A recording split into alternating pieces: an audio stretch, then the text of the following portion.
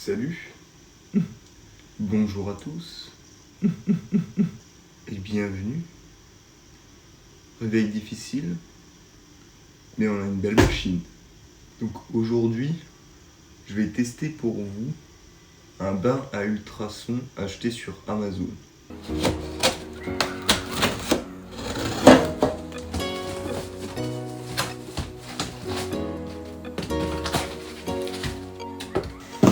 Donc, on a un bain ultrason d'une contenance de 30 litres. J'ai pris le plus gros possible, tout simplement parce que je fais pas mal de pièces mécaniques. Et pour pouvoir nettoyer des carters ou beaucoup de pièces en même temps, c'est bien d'avoir quelque chose d'assez gros.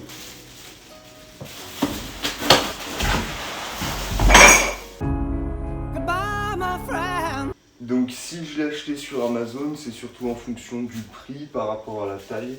Donc là, on est sur un prix aux alentours de 300-400 €.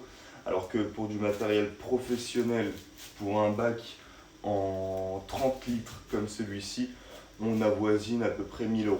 Je vous le dis tout de suite, on n'est pas sur quelque chose de professionnel. On reste sur quelque chose, on va dire, d'un peu plus occasionnel.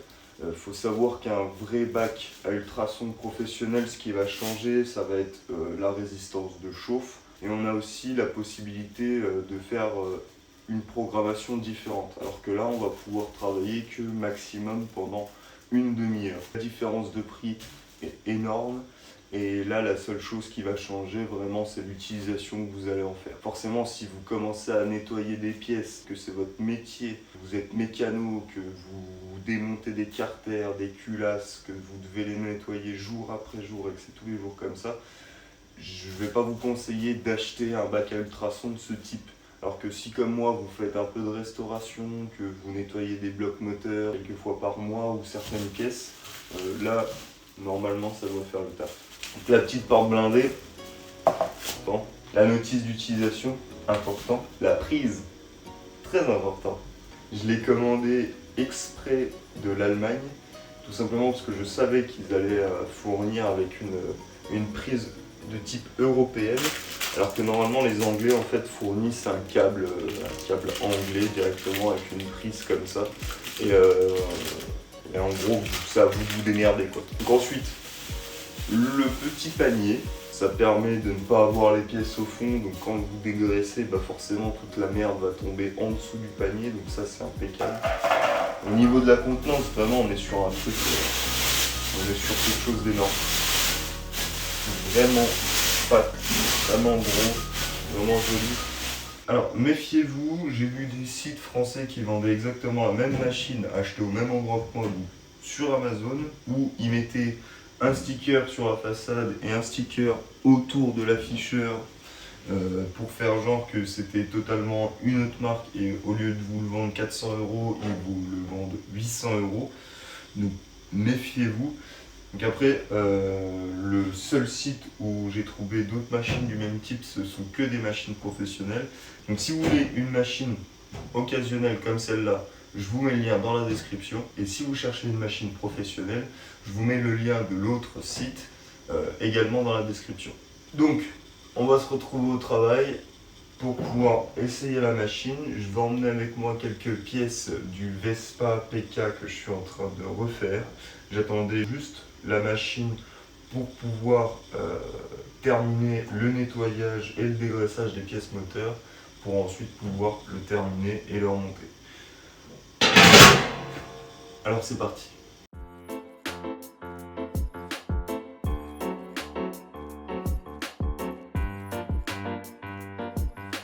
Donc là on est sur une puissance de chauffe de 500 watts, alors que les machines professionnelles sont plutôt aux alentours de 800 voire 900 watts pour ce genre de modèle. Un afficheur digital avec la possibilité de choisir la température de chauffe et aussi donc la temporisation.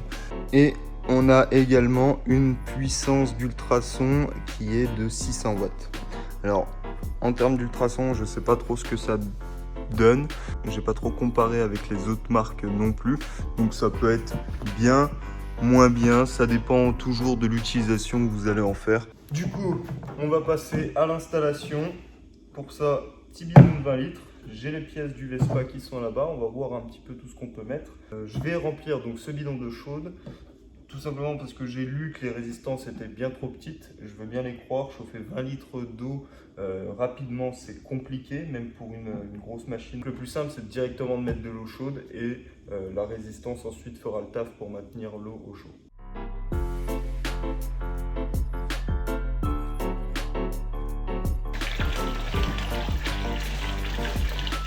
En termes de produits, on va utiliser un produit spécial. On va mettre environ 300 ml. Ça devrait suffire pour l'état des pièces. C'est ce qu'ils conseillent en tout cas. Donc on va essayer ça, on verra. Maintenant, voici les conseils de sécurité proposés par votre ami légumes. Toujours mettre le produit dans l'eau et pas l'eau dans le produit pour éviter justement les éclaboussures, de vous en mettre partout, qui sont normalement donc des produits corrosifs. Évitez surtout de vous en mettre sur les mains, donc gants conseillés, lunettes également, et pensez à votre sécurité avant tout.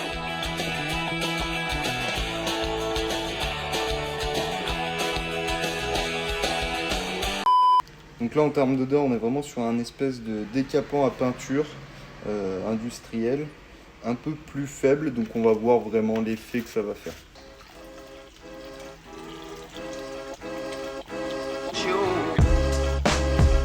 Donc en termes de pièces, on va essayer avec un petit peu de tout, des pièces qui sont nettoyées, d'autres qui sont grasses.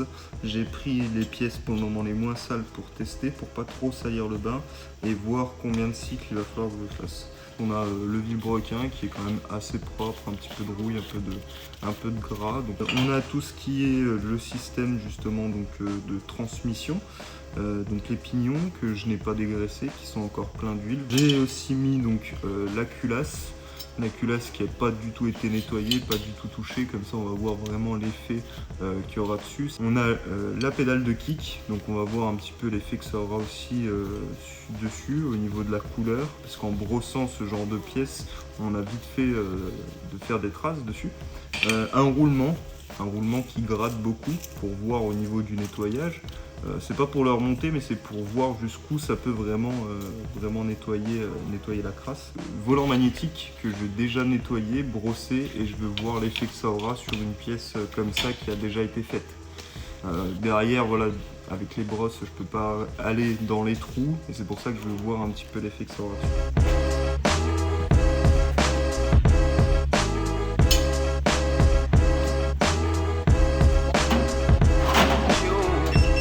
En température, c'est bien, 50 degrés, ça me paraît pas trop mal.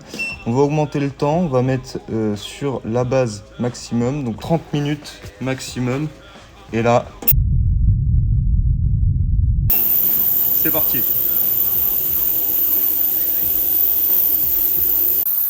Alors du coup, quand vous utilisez ce genre de machine, là je viens de voir ça, c'est que ma nacelle était trop proche, elle a commencé à vibrer. Donc voilà, vraiment ça fait des ultrasons.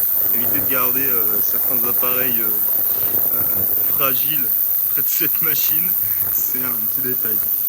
Déjà au bout de 7 minutes, on a l'eau qui a vraiment changé de couleur, qui est devenue noire. On voit l'huile qui remonte un peu sur place.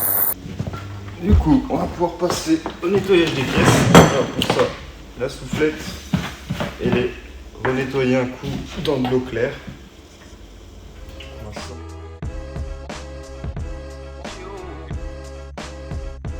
Ok, donc à première vue, la graisse ça a l'air d'être un peu partie quand même. Ouais, donc là c'est encore gras. Bon, par contre on voit tout de suite à l'arrière que c'est quand même bien parti. Donc celle-là n'était pas du tout nettoyée, c'était de la merde bien épaisse. Bon, je pense qu'il faudra quand même que j'y repasse un petit coup. Mais pas du tout nettoyé, honnêtement ça ressort vraiment pas trop mal. La vis est propre, l'arrière c'était vraiment une grosse patte que j'avais même du mal à enlever. Alors que là un coup de chiffon et ça part quasiment. Sachant que je l'ai mis qu'une demi-heure et pour certaines pièces bien sales il faut les repasser plusieurs fois. Ah, la graisse s'enlève quasiment tout de suite quoi. Ok, ça m'a l'air d'être vraiment pas mal. Ça c'est la pièce que j'avais nettoyée. Franchement ça a l'air d'être vraiment au top. Au niveau du roulement, Alors à part que le roulement était foiré de toute façon, honnêtement, il n'y a plus de gravillon à l'intérieur, il n'y a plus d'accro par le bruit du fait qu'il soit HF. Donc ça c'est bon, je vais pouvoir le jeter. Ensuite on avait la culasse. On est sur quelque chose qui est bien revenu à l'intérieur, voilà, sans brosser. Je pense qu'il va falloir que je fasse plusieurs passages. Bon, la graisse ici reste toujours un petit peu. On va essayer de voir, mais même la rouille, ça va faire sauter un petit peu de rouille sur la vieille bougie. À l'intérieur, si on voit donc les endroits où il y avait de la merde et les endroits où ça s'est bien passé. Alors du coup voilà, après le deuxième passage, franchement les pièces sont très très propres. Là où je suis super heureux, c'est pour la culasse. Les culasses c'est très très chiant à rattraper. Là je l'avais pas brossé. Il reste un peu de crasse là au-dessus, mais sinon au niveau des ailettes à l'intérieur, à part là, il n'y a plus du tout de crasse. Autour de la bougie, tout a été nettoyé. Là, à l'intérieur, bon, faut toujours gratter un petit peu. Un peu de crasse encore ici, mais ça c'est de la peinture. Le vilebrequin, le vilebrequin, pas un pet d'huile. Il tourne propre, pas de bruit de gravier ni rien. Au niveau du volant, pareil, hein, donc j'avais déjà brossé. Et on voit que là où j'avais brossé, donc ça faisait un peu chromé. Et du coup, ça a reteinté. Alors comme je dis reteinté, c'est vite vu, hein, mais ça a oxydé. En termes d'engrenage, c'est totalement différent. On a les couleurs, on a les vraies couleurs. On n'est plus sur quelque chose de noir. Niveau graisse, on n'a rien du tout. Dans les pignons, c'est impeccable. Là, pareil, hein, franchement, pas grand chose à dire. C'est propre, c'est impeccable. Voilà.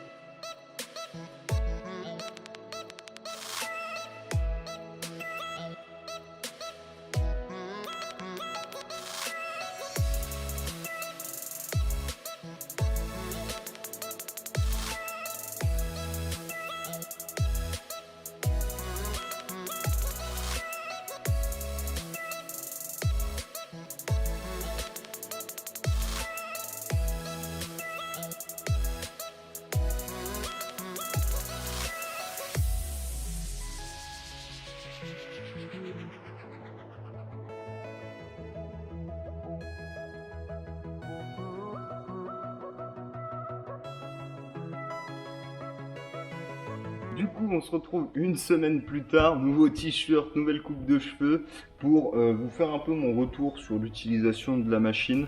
Honnêtement, je l'ai poncée, elle a tourné environ 15 à 20 heures déjà. J'ai nettoyé toutes les pièces du Vespa que j'avais à faire.